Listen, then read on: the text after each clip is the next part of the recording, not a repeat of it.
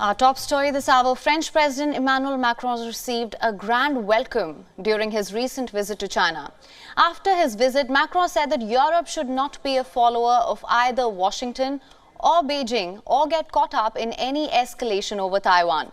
He added that Europe should reduce its dependency on America. These comments have triggered strong reactions from European politicians. Now, Macron has never been shy of making controversial statements and provocative moves. And while the idea that Europe should stand on its own feet has been widely endorsed before, suggestions that they should distance themselves from the United States, it's being termed by some as impractical and unrealistic.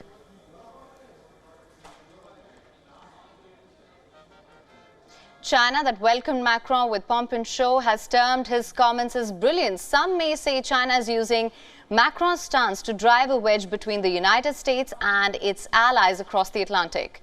Tensions between the United States and China are still high, and China recently engineered a diplomatic peace deal between Iran and Saudi Arabia. Now, that could be seen as a carefully crafted move with the motive to weaken the United States' influence over the Gulf. And on the other hand, now Macron's statements could be seen as China trying to ramp up its influence over Europe. And European officials are hitting back at Macron for his controversial statements.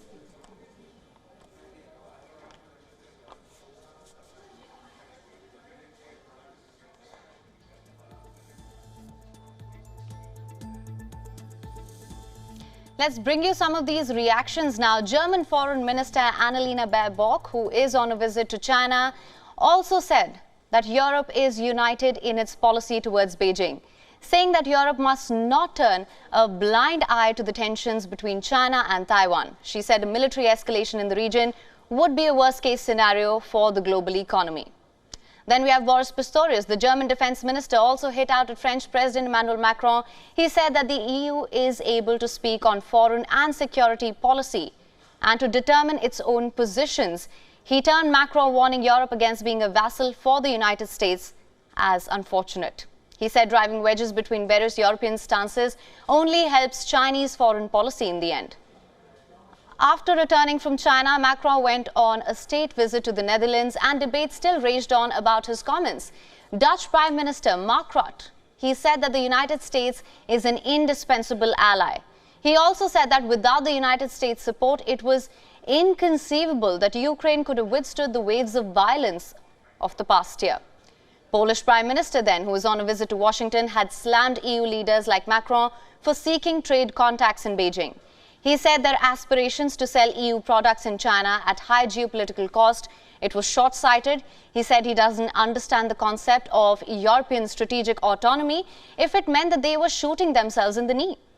Lithuania's foreign minister also made scathing remarks on the idea that Europe can persuade Xi Jinping to intervene and de-escalate the situation in Ukraine. He said that he doesn't suggest begging for dictators to help secure peace in Europe. He said that there was a long and bloody trail of evidence against this strategy.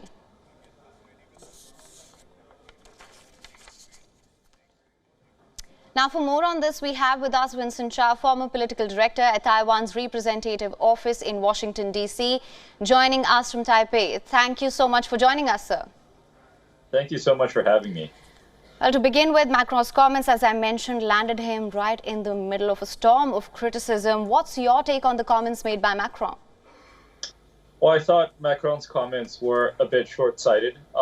We have to realize a couple of things. The first one is that authoritarian governments are a threat to democracies everywhere, not just a threat to Taiwan, not just a threat to countries like Ukraine, but really democracies everywhere. And if democracies don't stick together and work together and have robust exchanges and dialogues, then sooner or later they're going to pick us off one by one.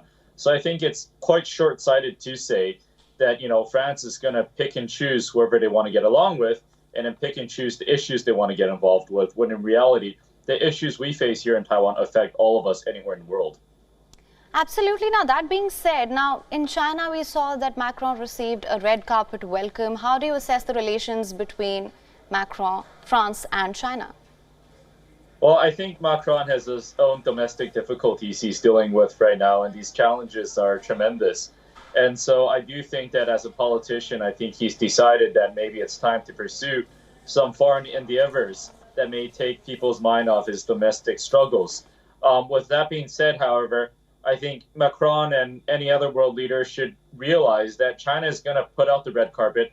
They're going to give you a lavish welcome because in the end, it's in their interest to do so. And China has very clear interests when it comes to how to undermine democracies, how to export its version of authoritarian power around the world, how to destabilize the Indo-Pacific region, and how to really bring forward, I think, trade on their terms, which is what we've certainly seen in years past. So, I think it's incumbent on any world leader around the world to not fall into that Chinese trap. All right, sir. Now, also, as I mentioned earlier, there is anger among European leaders who think that they can, in fact, assess their own position when it comes to the situation over Taiwan. Would you say that a potential rift in the EU could benefit China in any way? Well, absolutely. So the PRC, the CCP, the Chinese Communist Party strategy over past decades has always been divide and conquer. So they're going to try to split off and splinter off democracies and then turn them against each other. And that's certainly what we saw in terms of Putin's wish in Ukraine. He had hoped that the Western alliance, that democracies would fracture and that they would be able to easily take over Ukraine. That's certainly what we're seeing with Xi Jinping in terms of his interactions. And so it's very, very important, if not essential, for democracies to stand united and not allow China or any authoritarian regime to pick us off one by one and to engage in their strategy of dividing and conquering. All right. On that, my final question to you, sir. The push to distance Europe from the United States. How do you assess the impact of this? After all, China does see the United States as one of its biggest threats at the moment. Well, we've never seen, for example, a struggle over the U.S. and China as the defining struggle. We see it in terms of democracy versus authoritarianism. And I think Europeans have to wonder, and I think rightfully question, if they're saying that Europe does not have to be involved anywhere outside Europe, does that mean that countries like the United States no longer have to be involved in Europe? Like, they can't just ask people to help them but not help anybody else. And I think that's ultimately in the end counterproductive. So I'm happy to see that Germany's foreign minister, their defense minister, has gone out to try to clarify Europe's position on Taiwan and China, on the Indo-Pacific. And hopefully, that's going to help calm things down and make sure that, we continue to be united in terms of resisting authoritarian powers anywhere in the world. All right. Well, Mr. Winston Chow, thank you so much for joining us on this broadcast with your insights on this. WION is now available in your country. Download the app now. Get all the news on the move.